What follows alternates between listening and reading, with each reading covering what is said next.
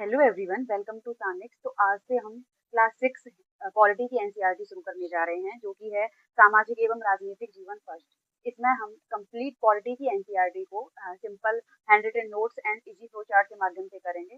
तो आइए पढ़ना शुरू करते हैं। अध्याय 1 जो कि है विविधता की समझ। इस अध्याय में हम क्या सीखेंगे? इस अध्याय में हम सीखेंगे कि विविधता क्या है, साथ ही विविधता को हम कैसे समझें और जो विविधता या फिर अनेकता हमारे जीवन को किस तरीके से बेहतर बनाती है। साथ ही भारत में इतनी इतनी विविधताओं वाला देश भारत कैसे बना और हम भारत में विविधता को समझेंगे। साथ ही विविधता हमारे जीवन को किस तरीके से समृद्ध बनाती है और विविधता में एकता क्या है। तो सबसे पहले हम जान लेते हैं कि विविधता क्या है।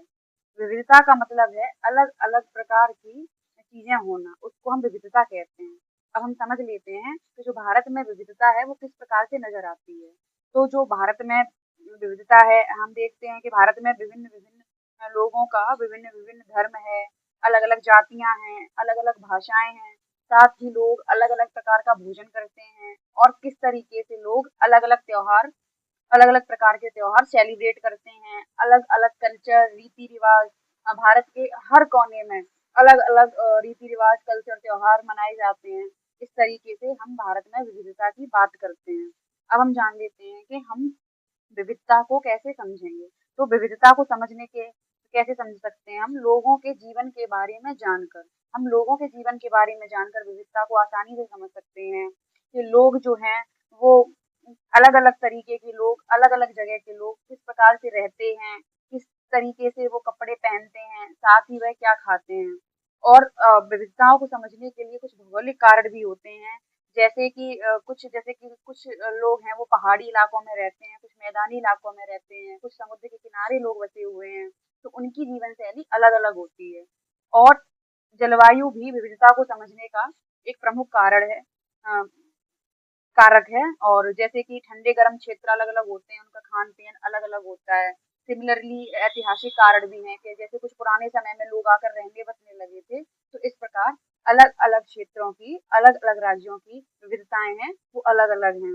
अब हम इसको एक उदाहरण के माध्यम से समझ लेते हैं, और ये उदाहरण क्लास 6 की एनसीईआरटी में दिया गया है। यहाँ पर दो राज्यों की तुलना की गई है, जो एक है लद्दाख और दूसरा है केरल। लद्दाख जो कि वर्तमान में केंद्र शासित प्रदेश है, और ये जम्मू कश्मीर के पूर्ण पहाड़ियों में बसा हुआ है। और केरल है वो दक्षिण पश्चिमी कोने में बसा हुआ है। तो यहाँ दोनों की विविधता अलग अलग है। किस प्रकार से अलग अलग है? जैसे जो लद्दाख है वहाँ पर ठंड ज्यादा रहती है, तो वहाँ पे जो लोग हैं वो ऊनी कपड़े पहनते हैं। और वहाँ पे एक ऊन मिलती है पश्मीना शॉल, जो कि भेड़ के मतलब बाल जो होते हैं उनसे बनाई जाती है। उसको हम पश्मीना शॉल कहते हैं, पश्मीना शॉल, जो कि पश्मीना ऊन से बनाई जाती है। तो यहाँ से एक क्वेश्चन इंपॉर्टेंट है कि पश्मीना ऊन निम्नलिखित में से किस राज्य या केंद्र शासित प्रदेश में पाई जाती है? तो इसका राइट उत्तर हो जाएगा लद्दाख। और यहाँ पर पहाड़ी इलाका ज्यादा है, तो यहाँ पर जो खेती है वो काफी कम हो पाती है। साथ ही यहाँ पर वर्षा कम होती है, तो यहाँ के लोगों का जीवन थोड़ा सामान्यतः मुश्किल होता है। और जो केरल है वहाँ पर गर्मी ज्यादा पड़ती है, तो यहाँ के लोग हल्के कपड़े पहनते हैं। और यहाँ पर जो भूमि है वो खेती करने योग्य होती है। तो यहाँ पर विभिन्न विभिन्न चीजों की फसलें उगाई जाती हैं, जैसे कि और मसाले यहाँ पर बहुत बड़ी मात्रा में उत्पादित होते हैं, क्योंकि यहाँ की जो भूमि है वो खेती योग्य है। तो इस प्रकार से हमने लद्दाख और केरल के माध्यम से समझा कि अलग अलग क्षेत्रों की, अलग अलग स्थानों की विविधताएं किस प्रकार से अलग अलग होती हैं। अब आगे हम जानेंगे कि विविधता हमारे जीवन को किस प्रकार से बेहतर बनाती है, विविधता हमारे जीवन को किस प्रकार से समृद्ध बनाती है। तो विविधता से हमें ज्ञान और अनुभव की प्राप्ति होती है, हमारा ज्ञान और अनुभव बढ़ता है, क्योंकि हमें लोगों से, अलग अलग लोगों से बहुत कुछ सीखने को मिलता है। साथ ही जैसे कि लोग नई नई भाषाएं बोलते हैं, अलग अलग जगह के लोग अलग अलग भोजन करते हैं, और कुछ परंपराएं, रीति रिवाज, त्योहार भी हम एक दूसरे से सीखते हैं। साथ ही कुछ सांस्कृतिक समृद्धि, जैसे कि लोग मिलकर समाज को रंगीन व समृद्ध बनाते हैं। जैसे कि दिवाली है, वो लोग सेलिब्रेट कर रहे हैं इस तरीके से। और लोग आपसी सम्मान और एकता की बात करते हैं, जैसे कि एक दूसरे का सम्मान करना, एकता और भाईचारे की बात होती है। तो इस तरीके से जो विविधता है वो हमारे जीवन को समृद्ध बनाती है। अब हम जान लेते हैं कि विविधता में एकता क्या है। तो जो विविधता में एकता है उसका अर्थ है अलग अलग होने के बाद भी एकजुट रहना। तो अलग अलग होने के बाद भी एकजुट रहना विविधता में एकता कहलाती है। अब भारत में इसके उदाहरण देखने को मिलते हैं, जैसे कि भारत में हमने पढ़ा अलग अलग धर्म, जातियां, संस्कृति, त्योहार, अलग अलग तरीके के लोग हैं, लेकिन फिर भी सभी भारतवासी एक ही देश के नागरिक हैं, सभी मिलकर काम करते हैं। और अब जो एकता है वो कैसे बनती है? एकता आपसी सम्मान, सहयोग, भाईचारा और समान अधिकार से बनती है। अब जवाहरलाल नेहरू जी ने अपनी पुस्तक भारत की खोज में एकता को लेके, भारत की विविधता को लेकर एक लाइन लिखी है कि भारतीय एकता कोई बाहर से थोपी हुई चीज नहीं है। जो भारतीय एकता है वो बाहर से थोपी हुई चीज नहीं है, बल्कि यह बहुत ही गहरी है, जिसके अंदर अलग अलग तरह के विश्वास और प्रथाओं को स्वीकार करने की भावना है। और यह जवाहरलाल नेहरू ने अपनी पुस्तक भारत की खोज में लिखा है। और इस प्रकार हमने आज की वीडियो लेक्चर में विविधता को समझा है कि किस प्रकार की विविधता क्या होती है, भारत में विविधता और साथ ही विविधता में एकता। और ये जो एनसीईआरटी सीरीज आपके लिए कराई जा रही है, इसका उद्देश्य सिर्फ इतना है कि आपको बार बार एनसीईआरटी नोट्स के लिए परेशान ना होना पड़े। तो बहुत ही शॉर्ट वे में आपको कंप्लीट जो चैप्टर है उसका शॉर्ट नोट्स बना के दिया जा रहा है विद एक्सप्लेनेशन। और इसका जो कंप्लीट पीडीएफ है आपको टेलीग्राम चैनल सानिक्स पर मिल जाएगा, वहां से आप इसको डाउनलोड कर लीजिए और ये पीडीएफ बिल्कुल फ्री में आपको वहां पर मिलेगा। अब आगे आने वाले वीडियो लेक्चर में हम आगे के चैप्टर को इसी तरीके से समझेंगे। हाँ, बाकी अगर वीडियो अच्छा लगा हो तो वीडियो को लाइक करें, चैनल को सब्सक्राइब कर दें। मिलते हैं अगली वीडियो में। जय हिंद।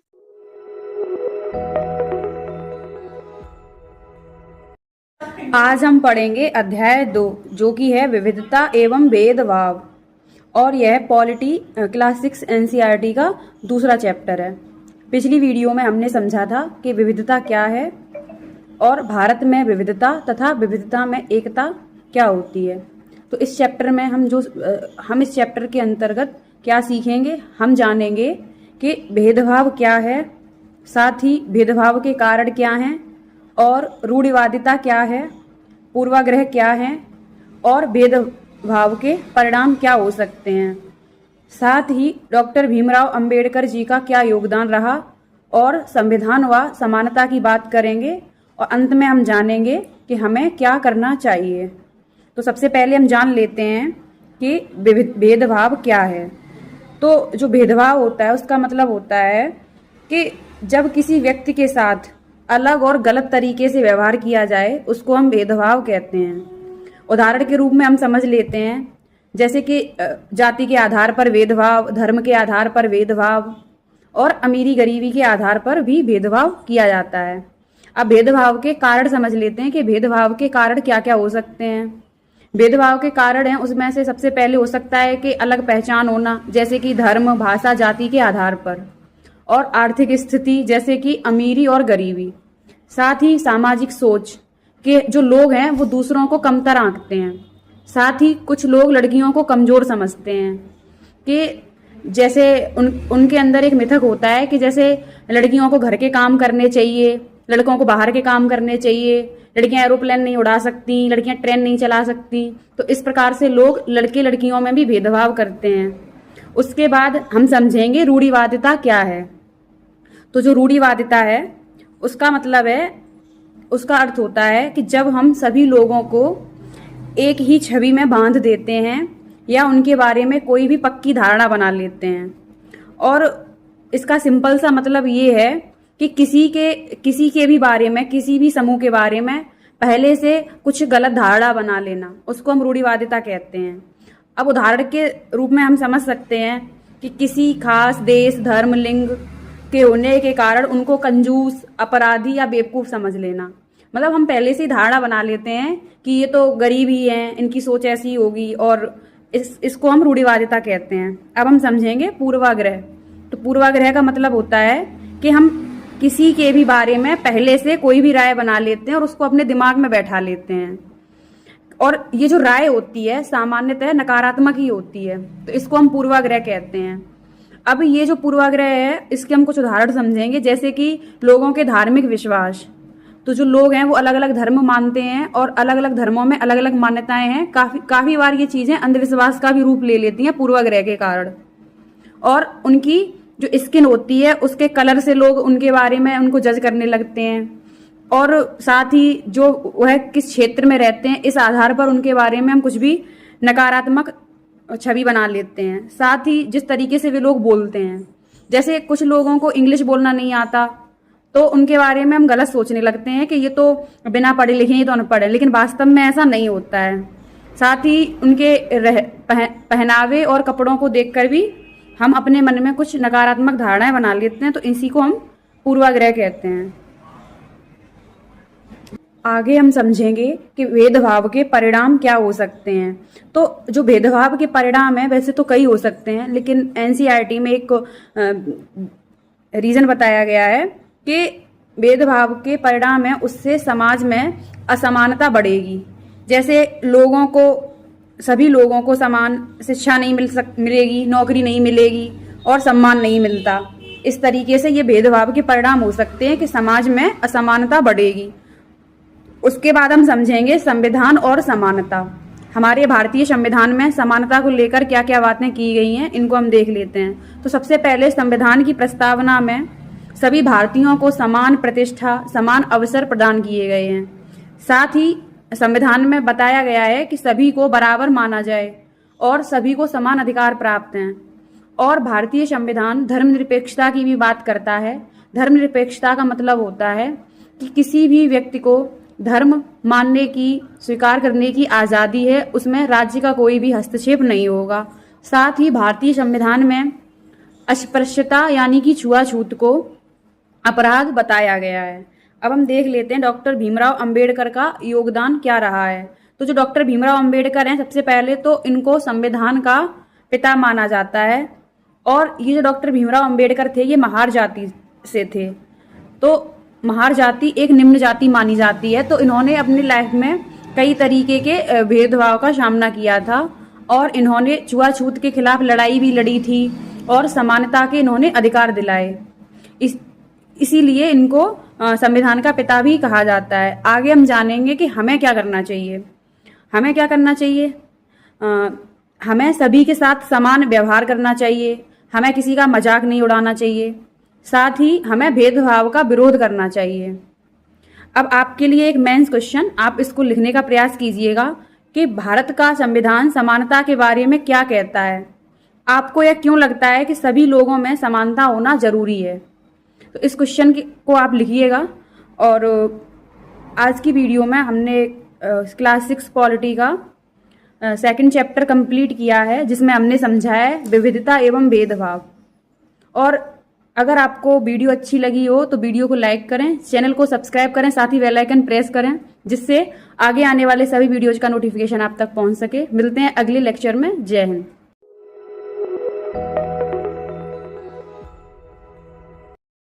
आज की वीडियो में हम पढ़ेंगे सरकार क्या है। हेलो एवरीवन, वेलकम टू सानिक्स। तो आज हम क्लास 6 पॉलिटी एनसीईआरटी का तीसरा चैप्टर जो कि है सरकार क्या है उसको कंप्लीट करेंगे। तो इस चैप्टर के अंतर्गत हम क्या क्या पढ़ेंगे, इस चैप्टर के अंतर्गत हम क्या क्या सीखेंगे। इस चैप्टर के अंतर्गत हम सीखेंगे कि सरकार क्या है, साथ ही सरकार के विभिन्न स्तर कौन कौन से हैं और सरकार एवं कानून में क्या अंतर है, साथ ही सरकार कितने प्रकार की होती है और लोकतांत्रिक सरकार का क्या मतलब है। वैसे तो सरकार के बारे में जानने को बहुत कुछ है।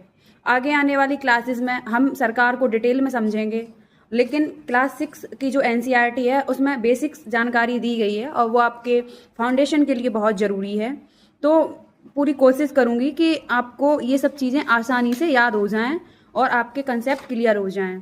और यहाँ पर जो छोटी छोटी डेफिनेशंस एनसीईआरटी में दी गई हैं, इनका उपयोग आप मेंस आंसर राइटिंग में कर सकते हैं, जिससे आपकी आंसर राइटिंग काफ़ी स्ट्रांग हो जाएगी। अब पढ़ना शुरू करते हैं कि सरकार क्या है। तो जो सरकार है वो लोगों के लिए कई तरीके के कार्य करती है, जैसे कि नियम बनाना, निर्णय लेना, साथ ही जो उसकी सीमा में जो लोग रहते हैं उन पर वह नियम और लागू करवाती है। अब हम जान लेते हैं कि सरकार के विभिन्न स्तर कौन कौन से हैं। तो सरकार जो होती है, सामान्यतः 3 स्तर पर काम करती है, जिसमें सबसे पहला जो होता है वो होता है स्थानीय स्तर, जिसे आप अपने गांव, शहर, मोहल्ले में देखते हैं, जिसके अंतर्गत नगर पंचायत और नगर निगम सम्मिलित है। उसके बाद राज्य सरकार, और यह राज्य सरकार पूरे राज्य पर नियंत्रण करती है। उसके बाद राष्ट्रीय सरकार, जो कि पूरे देश के लिए होती है। तो इस तरीके से हमने सरकार के कितने स्तरों पर बात की? 3 स्तर पर। कौन कौन से? फर्स्ट स्थानीय स्तर, दूसरा राज्य स्तर और तीसरा राष्ट्रीय स्तर। अब हम जान लेते हैं कि सरकार एवं कानून में क्या अंतर है। तो सरकार वो है जो कानून बनाती है, सरकार कानून बनाती है और देश में रहने वाले सभी लोगों को वे कानून मानने होते हैं। तो जो कानून है वो लोग मानने के लिए बाध्य होते हैं। अगर हम उन कानून, जो सरकार ने नियम बनाए हैं, अगर हम उनका पालन नहीं करेंगे तो सरकार हमें दंड भी दे सकती है। अब हम समझेंगे कि सरकार के प्रकार कितने होते हैं। वैसे तो सरकार कई प्रकार की होती है, जैसे लोकतांत्रिक सरकार, राजतांत्रिक सरकार, तानाशाही, गणतांत्रिक सरकार। लेकिन यहाँ पर एनसीईआरटी में 2 प्रकार की सरकार को समझाया गया है। फर्स्ट, जहाँ पर लोकतंत्र होता है, लोकतांत्रिक सरकार, और दूसरा राजतांत्रिक सरकार। तो सबसे पहले हम जान लेते हैं कि लोकतांत्रिक सरकार क्या होती है। तो लोकतांत्रिक सरकार का सीधा सा मतलब है कि जनता का शासन, और इसके लिए एक डेफिनेशन यूज होती है कि लोगों के द्वारा लोगों पर शासन। तो यहाँ पर क्या होता है, वो लोगों को चुनाव के माध्यम से अपना नेता चुनने की शक्ति होती है। और जो राजतांत्रिक सरकार होती है, उसमें जो नियम कानून है वो राजा या रानी बनाते हैं और जनता उन्हीं को मानने के लिए बाध्य होती है। आगे हम जान लेते हैं कि लोकतांत्रिक सरकार क्या होती है। लोकतांत्रिक सरकार को हम क्लास 9th की एनसीईआरटी में बहुत डिटेल में कवर करेंगे, और यहाँ पे कुछ बेसिक बात जान लेते हैं कि लोकतांत्रिक सरकार क्या होती है। तो लोकतांत्रिक सरकार, सबसे पहले तो जो भारत में सरकार है वो लोकतांत्रिक सरकार है। तो इस प्रकार भारत एक लोकतंत्र है। इसकी मुख्य बात क्या होती है कि लोगों के पास अपना नेता चुनने की शक्ति होती है और वो अपनी पसंद से किसी को भी नेता चुन सकते हैं। तो एक तरीके से लोगों का ही शासन होता है, और लोकतांत्रिक सरकार जनता के प्रति जवाबदेह भी होती है। अब इस एनसीईआरटी में एक महत्वपूर्ण उद्धरण है जो कि महात्मा गांधी जी का है, और उन्होंने 1931 में यंग इंडिया पत्रिका में लिखा था। उसको हम पढ़ लेते हैं, और ये उद्धरण मेंस आंसर राइटिंग में काफ़ी हेल्पफुल रहेगा। कि मैं यह विचार सहन नहीं कर सकता कि जिस आदमी के पास संपत्ति है वह वोट दे सकता है, लेकिन वह आदमी जिसके पास चरित्र है पर संपत्ति या शिक्षा नहीं, वह वोट नहीं दे सकता, क्योंकि उसने गरीब होने का गुनाह किया है। ये बात तो तब उठाई गई थी कि जैसे जो वोट देने का अधिकार है ना, वो हमेशा से प्राप्त नहीं था सभी को, लेकिन अभी वर्तमान में सभी को वोट देने का अधिकार प्राप्त है। इस तरीके से हमने आज की वीडियो में क्लास जो 6 की पॉलिटी है उसका अध्याय 3 सरकार क्या है उसको कंप्लीट किया है, और आसान से आसान भाषा में इसको समझाने की कोशिश की गई है। अगर वीडियो अच्छा लगा हो तो वीडियो को लाइक करें, चैनल को सब्सक्राइब करें। अगली वीडियो में हम चैप्टर 4 पर बात करेंगे। Thank you for watching. जय हिंद।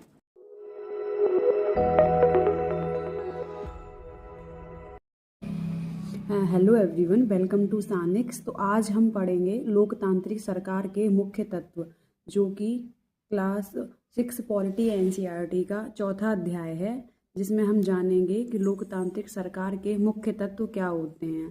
तो इस चैप्टर के अंतर्गत हम क्या सीखेंगे? इस चैप्टर में हम सीखेंगे कि भागीदारी क्या होती है और जवाबदेही क्या होती है, साथ ही पारदर्शिता क्या है और कानून का शासन, और हम बात करेंगे समानता एवं न्याय पर, और विवादों के समाधान पर हम बात करेंगे। तो सबसे पहले हम जान लेते हैं कि भागीदारी का क्या मतलब है।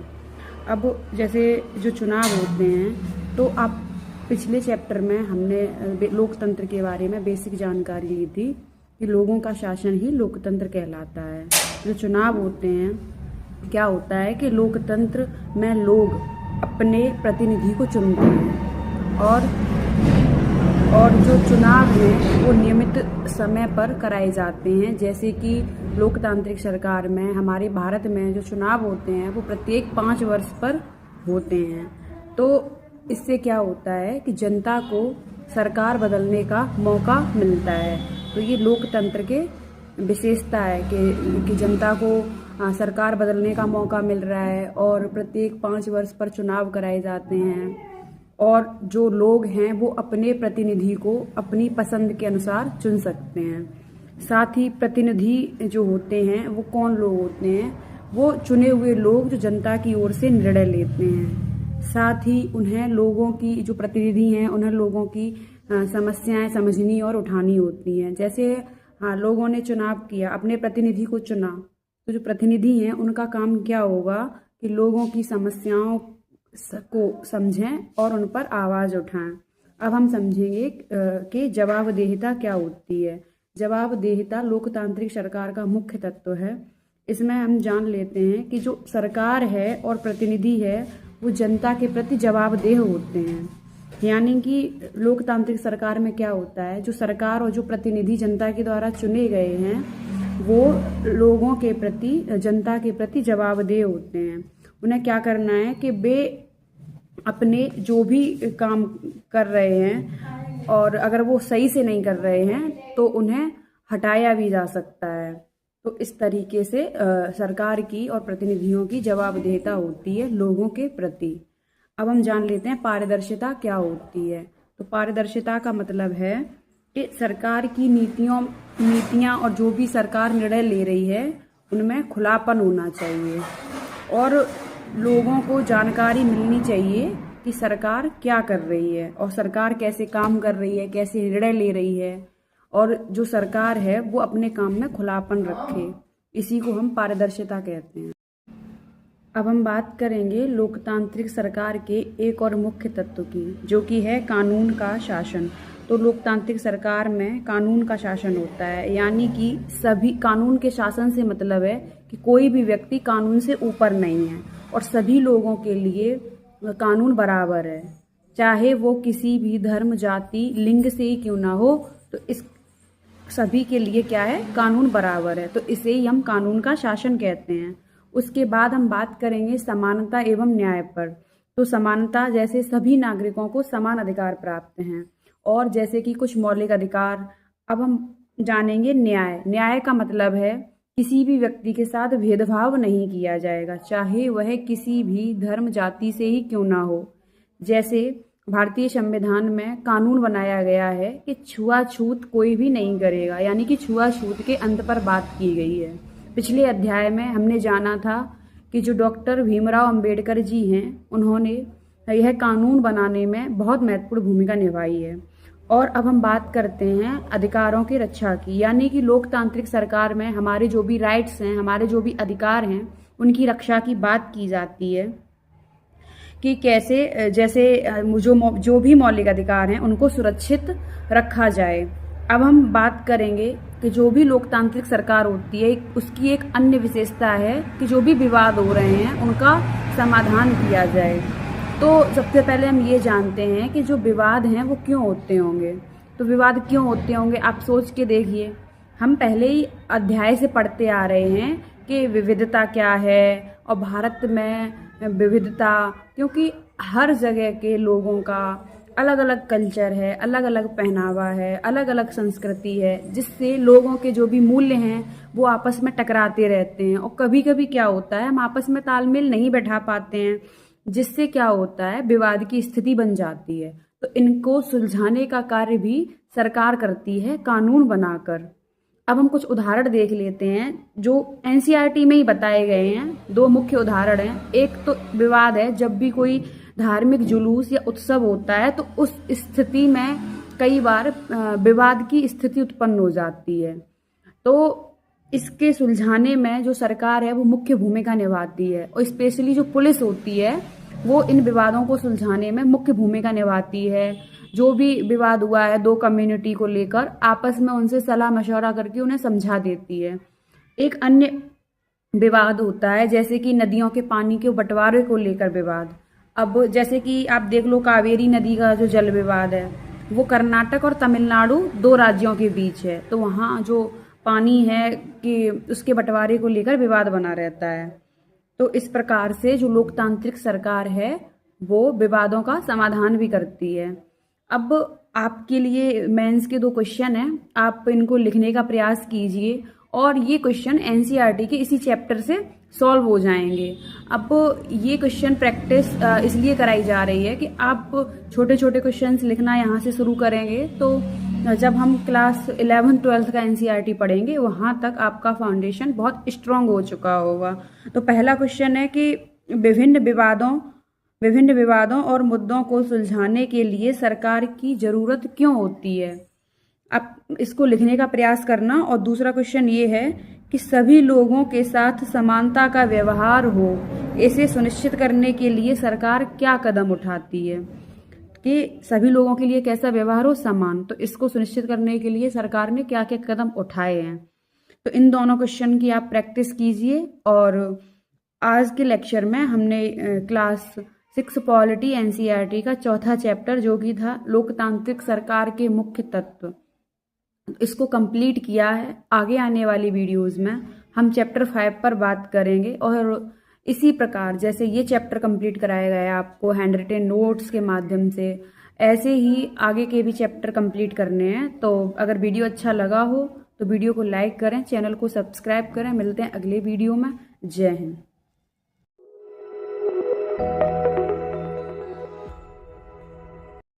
हेलो एवरीवन, वेलकम टू सानिक्स। तो आज की वीडियो में हम पढ़ेंगे पंचायती राज जो कि है क्लास 6 पॉलिटी एनसीईआरटी का 5th चैप्टर। अब इस चैप्टर के अंतर्गत हम क्या क्या पढ़ेंगे और इस चैप्टर के अंतर्गत हम क्या क्या चीज़ें सीखेंगे उनको हम देख लेते हैं। हम इसमें सीखेंगे कि ग्राम सभा क्या होती है, साथ ही ग्राम पंचायत क्या होती है और पंचायत के कौन कौन से स्तर होते हैं और वो कौन कौन से हैं, साथ ही पंचायती राज क्या है। तो सबसे पहले हम ये जान लेते हैं कि पंचायती राज क्या है। देखिए ये चैप्टर बहुत ही इम्पोर्टेंट है और बेसिक पंचायती राज के बेसिक क्लियर करने के लिए, साथ ही बहुत इंटरेस्टिंग भी होने वाला है। इसीलिए वीडियो को लास्ट तक ज़रूर देखें और इसमें आपका जो पंचायती राज है उसका पूरा बेसिक क्लियर हो जाएगा। तो सबसे पहले हम जान लेते हैं कि पंचायती राज क्या है। तो पंचायती राज क्या है कि गांव के स्तर पर, मतलब जो गांव होते हैं उनके स्तर पर जो भी लोकल सेल्फ गवर्नमेंट होती है यानी कि स्थानीय स्वशासन होता है, उसकी जो व्यवस्था होती है उसको हम पंचायती राज कहते हैं। और इसका उद्देश्य क्या होता है कि लोगों को अपने क्षेत्र के फैसले खुद लेने का अधिकार होता है। ठीक है, अब हम बात करेंगे ग्राम सभा के बारे में। तो ग्राम सभा क्या होती है, एनसीईआरटी में कुछ बेसिक चीज़ें बताई गई हैं कि ग्राम सभा क्या है। एक जो पंचायत का क्षेत्र होता है तो उसमें रहने वाले सभी जो वयस्क होते हैं उनकी सभा ग्राम सभा कहलाती है। और इसमें एक या फिर एक से ज़्यादा गांव भी सम्मिलित हो सकते हैं। जैसा कि अगर आप लोग गांव से हैं तो आपने देखा होगा कि एक पंचायत के अंतर्गत सिर्फ एक ही गांव नहीं आता बल्कि कुछ और गांव भी आते हैं। तो वो जो पूरा पंचायत क्षेत्र होता है वह वहाँ पर कुछ वयस्क लोगों की सभा ग्राम सभा कहलाती है। और ये जो पंचायत है, ये जो ग्राम सभा है वो पंचायत की सबसे महत्वपूर्ण इकाई होती है। साथ ही जो ग्राम सभा का सदस्य होता है वह कौन होता है, इसको हम देख लेते हैं। ग्राम सभा का सदस्य यानी कि वह व्यक्ति जिसकी उम्र 18 वर्ष है या फिर 18 से ज़्यादा है, वो ग्राम सभा का सदस्य बन सकता है, होता है। उसको वोट देने का अधिकार होता है और उसका नाम मतदाता सूची में होना चाहिए, तो वह ग्राम सभा का सदस्य होगा। अब हम देखेंगे कि ग्राम सभा के कार्य क्या क्या होते हैं। तो ग्राम सभा के जो कार्य होते हैं वो होते हैं पंचायतों के जो भी कार्य हैं उन पर निगरानी रखना, साथ ही जो गांव की समस्याएं हैं जैसे सड़कों को लेकर कोई समस्या है या फिर पानी की कमी को लेकर कोई समस्या है, अगर कोई व्यक्ति गरीबी रेखा के नीचे आता है तो उन लोगों की जानकारी इकट्ठा करके स्वीकृति देना, सूची बनाकर उस पर स्वीकृति देना, जिससे पंचायत अपना काम कर सके आगे। अब हम जान लेते हैं कि ग्राम पंचायत क्या होती है। तो जो ग्राम पंचायत है उसकी बैठक नियमित रूप से होती है और इसके मुख्य कार्य क्या होते हैं कि अपने क्षेत्र में, मतलब ग्राम पंचायत के क्षेत्र में जितने भी गांव आते हैं वहां पर विकास कार्यक्रम को लागू करवाना, ये ग्राम पंचायत का कार्य होता है। आगे जो ग्राम पंचायत हैं इनका विभाजन वार्डों में होता है, कुछ वार्ड बना दिए जाते हैं इस तरीके से ग्राम पंचायत का विभाजन होता है। और क्या होता है कि जो प्रत्येक अलग अलग वार्ड में एक वार्ड का पंच होता है, ठीक है। और मतलब जो वार्ड के लोग हैं ना, वही एक प्रतिनिधि को चुनते हैं, वहाँ से बनता है एक वार्ड पंच। और वार्ड पंच और पंचायत क्षेत्र के कुछ लोग मिलकर एक सरपंच का चुनाव करते हैं, है ना। तो पहले क्या पढ़ा हमने, ग्राम पंचायत का विभाजन हम वार्डों में करते हैं, और वार्डों का एक प्रतिनिधि होता है, एक मुखिया होता है, जिसको हम बोलते हैं वार्ड पंच। और वार्ड पंच और पंचायत क्षेत्र के कुछ लोग मिलकर सरपंच का चुनाव करते हैं। और ये जो सरपंच और वार्ड पंच मिलकर ग्राम पंचायत का गठन करते हैं। और जो ग्राम पंचायत है उसका गठन 5 वर्ष के लिए किया जाता है। अब एक सचिव होता है जो ग्राम सभा और ग्राम पंचायत दोनों को देखता है, और इसकी नियुक्ति चुनाव द्वारा नहीं बल्कि इसको सरकार द्वारा नियुक्त किया जाता है। साथ ही इसके जो कार्य होते हैं वो क्या होते हैं, जैसे ग्राम सभा और ग्राम पंचायत है उसकी बैठक को बुलाना, और जो भी ग्राम सभा और ग्राम पंचायत में चुनाव हुए हैं या चर्चा और निर्णय हुए हैं उनका रिकॉर्ड रखना। अब हम देख लेते हैं कि ग्राम पंचायत के कार्य क्या होते हैं। तो ग्राम पंचायत का क्या कार्य होता है, जो भी सड़कें, नालियां और स्कूल, भवन, पानी के स्रोत हैं, वह अन्य कोई सार्वजनिक उपयोग है उसके लिए जो भी भवन निर्माण करना और उनका रख रखाव करना, जैसे सार्वजनिक शौचालय, सार्वजनिक स्कूल।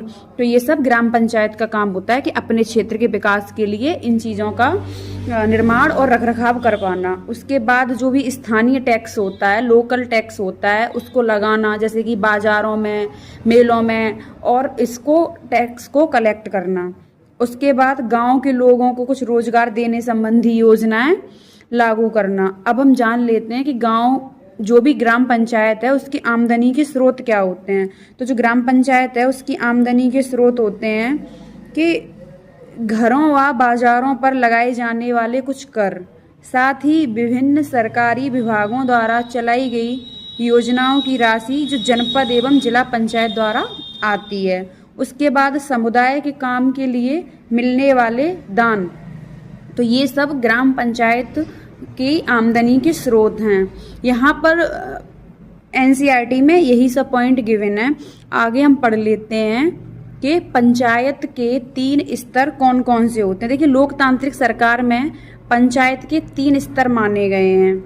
तो जो पंचायत के 3 स्तर हैं, सबसे पहला स्तर होता है ग्राम पंचायत, जो दूसरा स्तर होता है विकास खंड स्तर, जिसको हम जनपद पंचायत या पंचायत समिति भी कहते हैं, और तीसरा स्तर होता है जिला परिषद या फिर जिला पंचायत। अब जो ग्राम पंचायत होती है ये ग्राम सभा के प्रति जवाबदेह होती है, क्योंकि जो ग्राम सभा है इसका इन्हीं के लोगों के द्वारा पंचायत का चुनाव किया जाता है। तो जो ग्राम पंचायत है वो किसके प्रति जवाबदेह होगी, जो भी गांव के ग्राम सभा के लोगों के प्रति। अब जो विकास खंड स्तर होता है इसमें क्या होता है, कई ग्राम पंचायतें मिलकर विकास खंड स्तर यानी कि जनपद पंचायत बनाती हैं।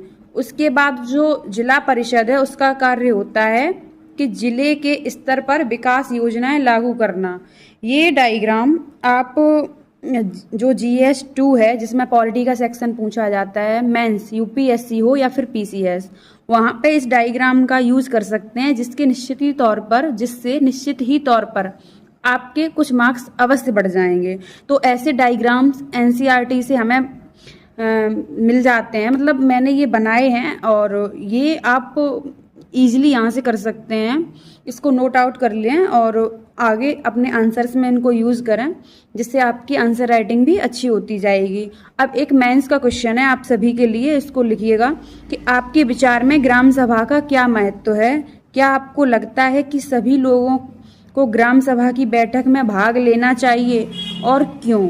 तो इस क्वेश्चन की प्रैक्टिस आप कीजिएगा। और आज की वीडियो में हमने ये जो चैप्टर 5 है क्लास 6 पॉलिटी का, जो कि है पंचायती राज, तो हमने इसको कंप्लीट किया है।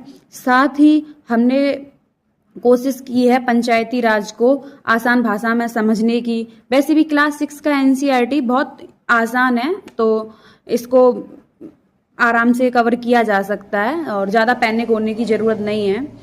और वैसे भी मैं कोशिश कर रही हूँ आप सभी के लिए चीज़ें आसान बना दी जाएं। तो थैंक यू फॉर वॉचिंग। अगर वीडियो अच्छी लगी हो तो वीडियो को लाइक करें, चैनल को सब्सक्राइब करें। मिलते हैं अगली वीडियो में। जय हिंद।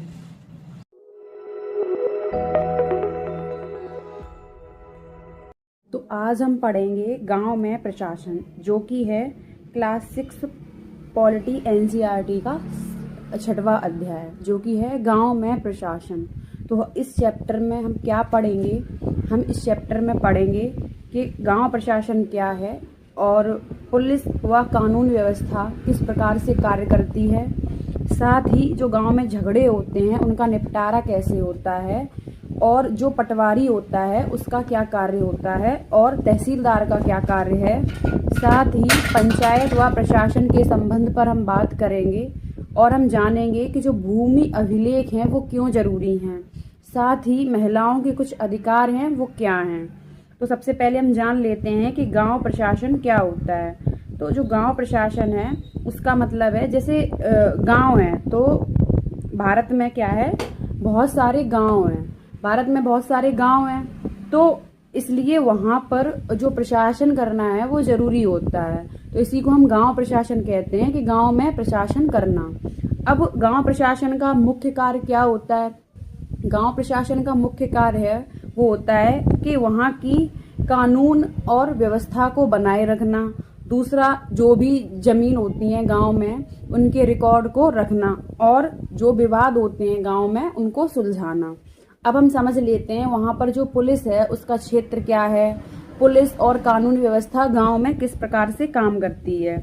तो जो पुलिस है, क्या होता है कि जो भी गांव में थाने होते हैं उनका एक निश्चित कार्य क्षेत्र होता है कि उनको इतने एरिया के अंतर्गत अपना कार्य करना है। तो लोग उस थाने में जाकर अगर कोई चोरी हुई है या कोई दुर्घटना हुई है या फिर मारपीट हुई है या फिर झगड़े वगैरह जो भी हुए हैं, तो वो उस थाने में जाके रिपोर्ट लिखवाते हैं। और पुलिस का कार्य क्या है? अब पुलिस का कार्य है कि वह उन लोगों से पूछताछ करे, घटना के बारे में जाने, जांच पड़ताल करे और उसके क्षेत्र के अंतर्गत जो भी मामले हैं उन पर वो कार्रवाई करे। अब हम जान लेते हैं कि कुछ अन्य तथ्य, जैसे कि एफआईआर क्या होती है। तो एफआईआर का मतलब है कि शिकायत को लिखित रूप में थाने में देना, उसको हम एफआईआर कहते हैं। उसके बाद हर एक पुलिस स्टेशन पर एक प्रभारी होता है जिसको हम कहते हैं एसएचओ, यानी कि स्टेशन हाउस ऑफिसर। तो हम जो भी थाना है क्षेत्र में उसका एक निश्चित कार्य क्षेत्र है कि पुलिस का काम निश्चित है कि वो अपने क्षेत्र के अंतर्गत कार्य करेंगे अगर कोई भी वहां पे समस्या हुई है तो। और जो भी समस्या है, शिकायत है, उसको हम लिखित रूप में दे रहे हैं तो उसको हम एफआईआर बोलते हैं। और हर थाने में जो स्टेशन प्रभारी होता है उसको एसएचओ बोलते हैं। अब हम जानेंगे कि जैसे गांव में झगड़े इत्यादि हो जाते हैं तो उनका निपटारा कैसे किया जाता है। अब जैसे गांव में आपको पता है अधिकतर जो झगड़े हैं वो जमीन को लेकर होते हैं। तो जैसे कि खेती की सीमा को लेकर कोई विवाद हो गया, तो ऐसे जमीन को लेकर गांव में अक्सर झगड़े होते रहते हैं। तो इनकी समाधान के लिए पुलिस मौजूद रहती है और साथ ही जो पंचायत होती हैं वो इनके बारे में, इनके जो भी झगड़े हैं उनको सुलझाती है। और पंचायती राज के बारे में हम पहले भी चैप्टर में पढ़ चुके हैं। अब हम जानेंगे कि ये पटवारी क्या होते हैं। तो जो गांव में जो पटवारी होते हैं वो ग्रामीण प्रशासन के महत्वपूर्ण अधिकारी होते हैं। और पटवारी को अलग अलग राज्यों में अलग अलग नाम से जाना जाता है, जैसे लेखपाल, कानूनगो और ग्राम अधिकारी। अब इनका मुख्य कार्य क्या होता है? जो पटवारी होते हैं इनका मुख्य कार्य होता है जो भी जमीन है उसकी माप करना, जो भी जमीन है उसके रिकॉर्ड अपने पास रखना, फसलों की जानकारी देना और किसानों से जो भी लगान है उसको इकट्ठा करना। तो ये पटवारी के कुछ मुख्य कार्य होते हैं। अब उसके बाद आता है तहसीलदार। तहसीलदार के क्या कार्य होते हैं? तहसीलदार है वो पटवारी पर निगरानी करता है कि पटवारी अपना काम सही से कर रहे हैं या नहीं, और जो भी भूमि से जुड़े विवाद हैं उनको सुलझाना। साथ ही जो भी जमीन के रिकॉर्ड होते हैं, गांव में जो भी जमीन है उनके रिकॉर्ड होते हैं उनको सुरक्षित रखना। और लगान वसूली जो भी हुई है उसको सुनिश्चित करना। तो ये सब काम तहसीलदार के होते हैं। उसके बाद हम जानेंगे कि जो भी भूमि अभिलेख हैं, जो भी लैंड रिकॉर्ड्स हैं, वो क्यों जरूरी हैं। तो क्यों जरूरी हैं? जमीन अगर हमें खरीदनी बेचनी है तो उसके लिए हमारे पास भूमि से संबंधित रिकॉर्ड्स होने चाहिए, या फिर बैंक से हमें लोन लेना है, या फिर कोई विवाद हो गया है, जैसे काफी बार विवाद हो जाता गांव में, आप अगर रहते होंगे तो मेड़ों को लेकर विवाद हो जाता है कि, तो उसके लिए अगर हमारे पास लैंड रिकॉर्ड्स हैं तो हमें वह विवाद सुलझाने में आसानी होती है। और कुछ सरकारी योजनाएं जैसे आती रहती हैं, जिसके पास जैसे कम खेती है उनके लिए काफ़ी बार सरकार कुछ योजनाएं चलाती हैं जिनसे जो भी लोग हैं उनको लाभ हो सके। अब एक अधिनियम है जो कि है हिंदू उत्तराधिकार संशोधन अधिनियम, जो कि 2005 में लाया गया था। और इस अधिनियम में महिलाओं के अधिकार की बात की गई थी। इस अधिनियम में बताया गया है कि जो बेटियां हैं उनको भी संपत्ति में बराबर अधिकार है और वह संपत्ति में बराबर अधिकार ले सकती हैं। साथ ही ये अधिनियम आने से महिलाओं की स्थिति भी मजबूत हुई। अब हम जानते हैं कि प्रशासन व पंचायत का क्या संबंध है। तो जो पंचायत हैं वो स्थानीय स्तर पर जो भी समस्याएं होती हैं उनको सुलझाती हैं, और पटवारी भी जो जमीन से जुड़े विवाद होते हैं उनको सुलझाता है। तो ऐसे करके ये दोनों लोग मिलकर पटवारी और पंचायत जो गांव है उनका प्रशासन चलाते हैं। इस प्रकार से ये चैप्टर आज की वीडियो में हमने कंप्लीट किया है, जो कि है गांव का प्रशासन। अगले वीडियो में हम अध्याय 7 को कवर करेंगे, जिसमें हम पढ़ेंगे शहर का प्रशासन। अगर वीडियो अच्छी लगी हो तो वीडियो को लाइक करें, चैनल को सब्सक्राइब करें। मिलते हैं अगली वीडियो में। जय हिंद।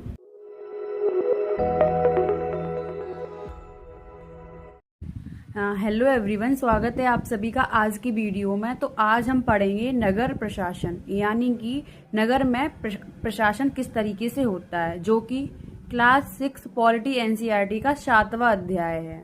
अब इस चैप्टर में हम क्या क्या सीखेंगे, इस चैप्टर में हम जो भी जानेंगे वो है, पहले जानेंगे कि शहरी प्रशासन क्या होता है, उसके बाद हम जानेंगे कि नगर निगम क्या होता है, साथ ही वार्ड और परिषद क्या हैं, और जो महापौर होता है वह कौन होता है, यानी कि मेयर कौन होता है, साथ ही नगर निगम के अधिकारी और शहर की सफाई व ठेकेदार, और नगर निगम को पैसा कहाँ से मिलता है, ये सब हम इस अध्याय में कवर करेंगे। मैं आपको पहले भी बता चुकी हूँ कि ये जो एनसीईआरटी है इसको हैंड रिटन नोट्स के माध्यम से यहाँ पे सानिक्स पर कंप्लीट कराया जा रहा है, और आप अपना बेसिक स्ट्रॉन्ग करने के लिए इस सीरीज को फॉलो कर सकते हैं। तो कंप्लीट जो प्लेलिस्ट है वो आपको मिल जाएगी, आप वहाँ से ये एनसीईआरटी सीरीज को कंप्लीट कर सकते हैं, और आपको जिससे नोट्स बनाने में दिक्कत नहीं होगी, और आसानी से एक्सप्लेनेशन से आपके कंसेप्ट भी क्लियर हो जाएंगे। और यह एनसीईआरटी सीरीज आपको मेंस हो, चाहे प्रारंभिक परीक्षा हो, यूपीएससी, पीसीएस एंड अदर जितने भी कॉम्पिटिटिव एग्जाम होते हैं सब में हेल्प करेगी। तो आगे पढ़ना शुरू करते हैं कि शहरी प्रशासन क्या है।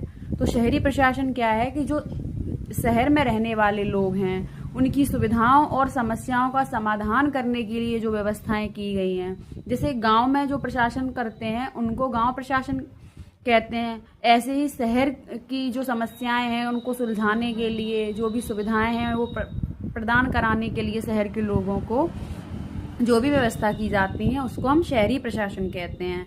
अब जैसे शहरी प्रशासन के जो मुख्य कार्य हैं वो क्या होते हैं, तो शहरी प्रशासन के जो मुख्य कार्य हैं वो क्या होते हैं कि शहर साफ रहे, सुरक्षित रहे, व्यवस्थित रहे, तो ये सब कार्य होते हैं शहरी प्रशासन के।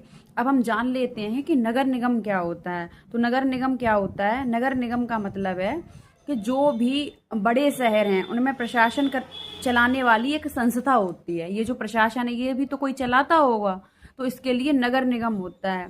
तो वो नगर निगम जैसे कि बड़े शहर जैसे कि दिल्ली, मुंबई, लखनऊ, कानपुर इत्यादि सिटीज में नगर निगम होते हैं। अब इनका मुख्य कार्य क्या होता है, जैसे कूड़ा उठाना और साफ सफाई करना, और जो सड़क, पार्क, नदियां वगैरह हैं उनकी देखभाल करना, साथ ही पानी और बिजली की भी व्यवस्था करना काफी हद तक, और जन्म मृत्यु का रिकॉर्ड रखना। तो ये सब कार्य किसके हैं, नगर निगम के हैं।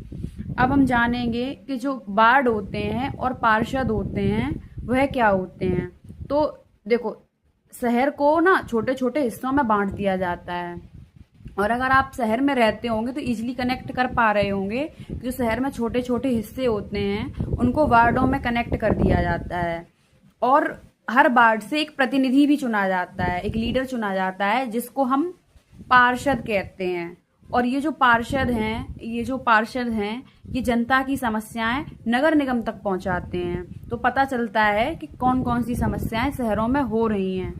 उसके बाद हम जान लेते हैं कि महापौर क्या होते हैं, जो मेयर होते हैं वो कौन होते हैं। तो जो नगर निगम का प्रमुख होता है वो महापौर होता है और यह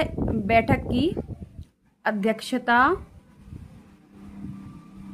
बैठक की अध्यक्षता करता है, साथ ही सभी जो भी इम्पोर्टेंट डिसीजन है उनको लेते हैं। अब इनके अलावा मतलब वार्ड परिषद, महापौर यानी कि मेयर के अलावा भी कुछ अन्य अधिकारी होते हैं। जैसे कि जो अधिकारी हैं ये योजनाओं को लागू करने और प्रशासन को सुचारू रूप से चलाते हैं।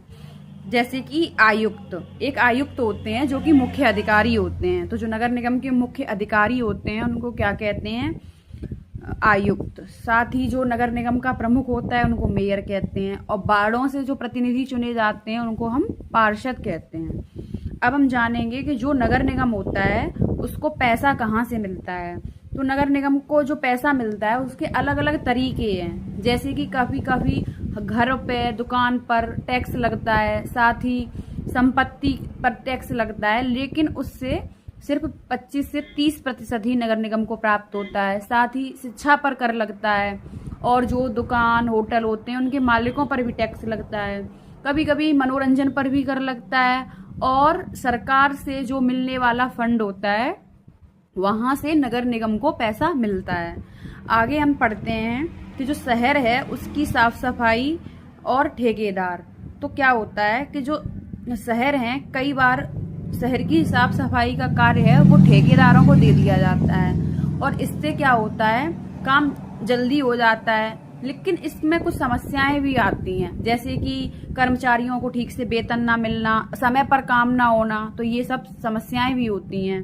अब लोगों की क्या भागीदारी रहती है इसको भी हम जान लेते हैं। लोगों की क्या भागीदारी रहती है, लोगों की क्या जिम्मेदारी है कि लोग जो हैं वो हर जगह कूड़ा करकट ना फेंकें और जो भी नियम बनाए गए हैं उनका पालन करें। तो जो भी समस्याएं आती हैं नगर निगम को शहरों को व्यवस्थित करने में, शहरी प्रशासन में, तो वो समस्याएं नहीं होंगी। और जो लोग हैं वो अगर कोई समस्या है जैसे वाटर लीकेज है या फिर नाले नालियों को लेकर कोई समस्या है या गंदगी की कोई समस्या है, जैसे कहीं कूड़ा पड़ा है और कोई उठाने नहीं आ रहा है, तो वो अपनी समस्याएं जो नगर निगम है उसको बता सकते हैं या फिर पार्षद को भी बता सकते हैं। तो इस प्रकार से जो भी शहरी समस्याएं उनका समाधान हो सकेगा। और इस प्रकार से हमने आज की वीडियो में जो भी ये क्लास 6 पॉलिटी का चैप्टर 7 है जो है शहरी प्रशासन, इसको कंप्लीट किया है। आगे आने वाली वीडियोस में हम बाकी चैप्टर्स पर बात करेंगे। अगर आपको वीडियो पसंद आया हो तो वीडियो को लाइक करें, चैनल को सब्सक्राइब करें, साथ ही बेल आइकन प्रेस करें जिससे आगे के जो भी लेक्चर आ रहे हैं उसका नोटिफिकेशन आप तक पहुंच जाए। साथ ही आपके लिए एक बात और बता दूं कि ये नोट्स बिल्कुल फ्री है और ये नोट्स आपको टेलीग्राम चैनल सानिक्स पर मिल जाएगा। आप वहां से इसका बिल्कुल फ्री PDF प्राप्त कर सकते हैं। Thank you for watching. मिलते हैं अगली वीडियो में। जय हिंद।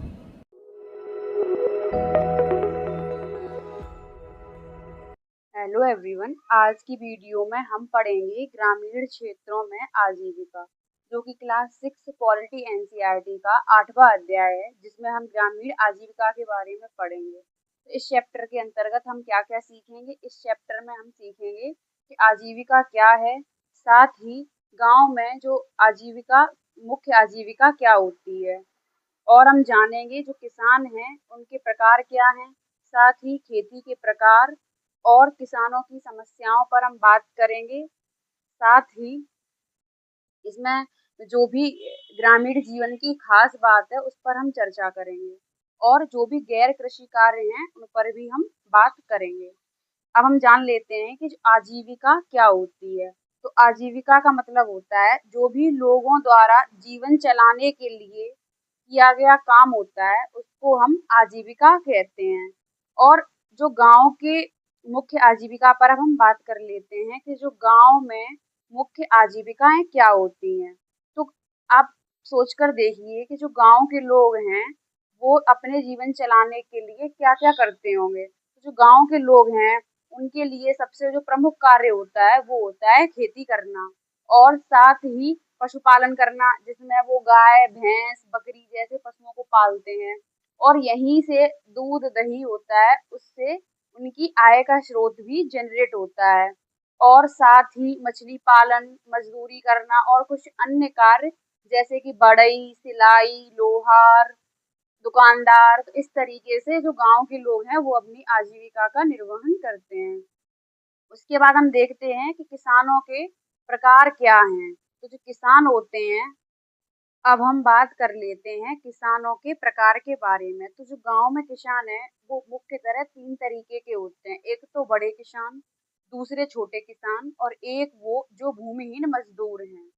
तो जो बड़े किसान होते हैं, उनके पास भूमि ज़्यादा होती है और वो खेती करने के लिए ट्रैक्टर, मशीनों का उपयोग करते हैं।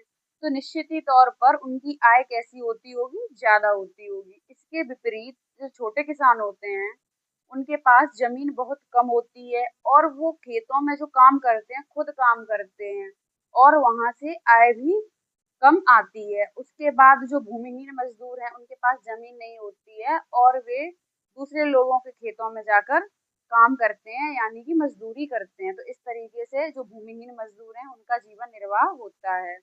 अब हम समझ लेते हैं खेती के प्रकार। इसमें एनसीईआरटी में 2 प्रकार समझाए गए हैं, पहला खरीफ और दूसरा रबी। साथ ही एक और फसल होती है जिसको हम जायद की फसल कहते हैं, जिसकी समयावधि रबी और खरीफ के मध्य में होती है। तो सबसे पहले खरीफ फसल जो कि बरसात में उगाई जाती है, जिसमें धान और गन्ना आते हैं। धान, गन्ना, मक्का ये सब सम्मिलित हैं। उसके बाद जो रबी की फसल है वो सर्दियों में उगाई जाती है और इसमें गेहूँ और सरसों, आलू ये सब फसलें सर्दियों में उगाई जाती हैं और इन्हें हम खरीफ की फसल कहते हैं। उसके बाद हम देख लेते हैं कि गाँव में किसानों की समस्याएँ क्या-क्या रहती हैं। तो जो गाँव है वहाँ पे किसानों की जो समस्याएँ हैं, जैसे कि किसान बारिश पर निर्भर रहते हैं और साथ ही कभी-कभी उनको कर्ज लेना पड़ता है और फसल खराब होने का खतरा भी उनको रहता है और बाजार में दाम कभी-कभी सही से नहीं मिल पाता है फसलों का, तो उनको समस्याएँ आती हैं और बेरोजगारी की समस्या भी बनी रहती है। तो इस प्रकार से किसानों के पास कई समस्याएँ आती हैं। अब हम देख लेते हैं कि गाँव में कुछ गैर कृषि कार्य भी होते हैं, जैसे कि कुछ लोग आपने देखा होगा गाँव में कुछ लोग दुकान चलाते हैं, है ना? साथ ही कुछ लोग दूध बेचने का काम करते हैं, कुछ लोग सिलाई, बढ़ई, लोहार ये सब काम करने लगते हैं, जिससे ग्रामीण क्षेत्रों में आजीविकाएँ चलती हैं। तो उस ग्रामीण जीवन की सबसे ख़ास बात क्या होती है? आप बताइए, सोचिए ग्रामीण जीवन की सबसे ख़ास बात क्या होती है? देखो, जो ग्रामीण जीवन के लोग हैं, वो अपनी आजीविका के लिए एक-दूसरे पर निर्भर होते हैं। साथ ही वो लोग हैं मानसून पर मतलब निर्भर होते हैं, उसी पर ही वो निर्भर रहकर अपनी फसलें उगाते हैं।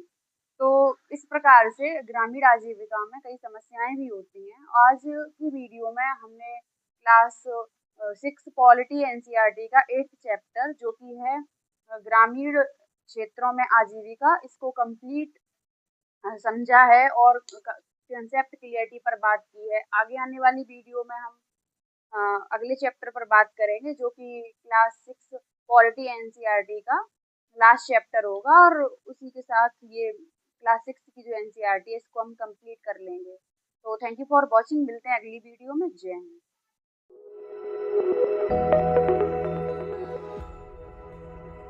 हेलो एवरीवन, कैसे हैं आप सभी? उम्मीद करती हूँ आप सभी अच्छे होंगे, स्वस्थ होंगे।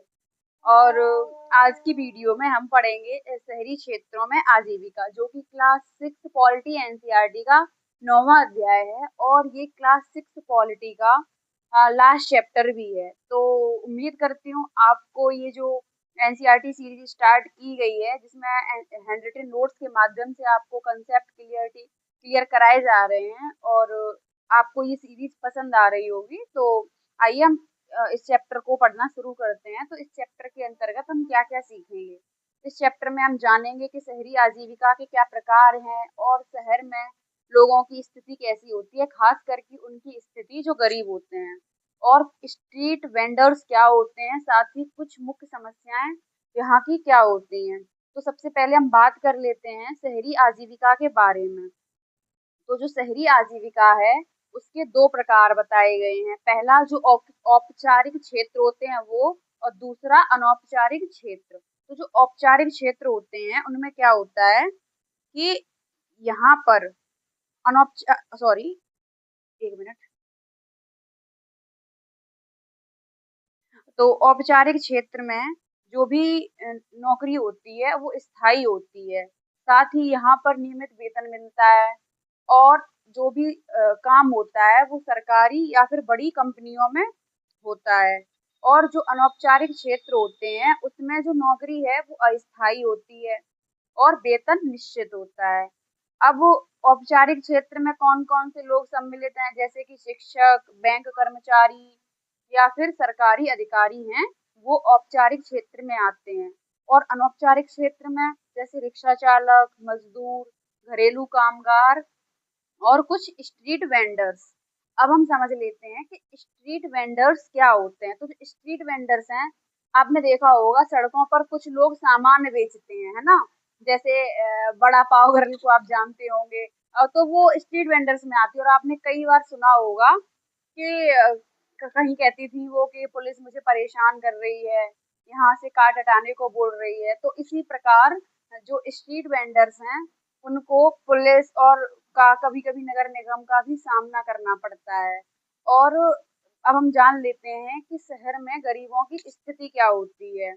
तो शहर शहर में जो गरीबों की स्थिति कैसी होती है, कुछ लोग जो होते हैं उनके पास आय का संसाधन नहीं होता है, तो वो लोग झुग्गी झोपड़ी में रहने के लिए मजबूर हो जाते हैं। साथ ही बिजली पानी जैसी सुविधाओं में कमी और बेरोजगारी की भी समस्या रहती है।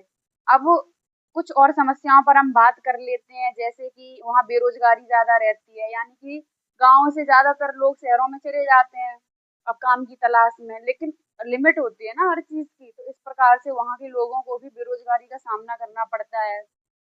अस्थायी काम रहता है, जैसे कि पढ़े लिखे लोग हैं और तरह तरह की कंपनियों में कई बार ज्वाइनिंग करते हैं, तो इस तरीके से उनके कार्य भी अस्थायी रहते हैं। कभी कभी क्या होता है कि मतलब वो जीविका जीवन शैली वहाँ की महंगी है और हमें काम चाहिए, तो हम काफी बार कम वेतन पर भी काम करने को तैयार हो जाते हैं।